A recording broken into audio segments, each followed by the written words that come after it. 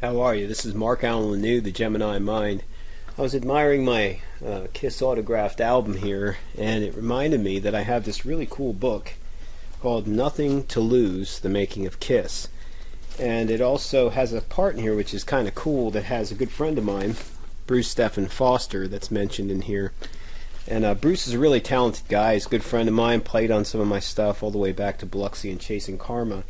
But he also played with Gladys Knight and the Pips. He's written like 3 songs with Richie Sambora.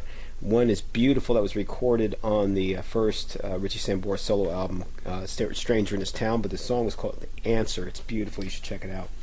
But anyway, on page 160, it says Bruce Stephen Foster. It says, I'd recently worked with Richie Wise on an album Reality Games, and he asked me to play on an album by a newly signed band he was producing called Kiss.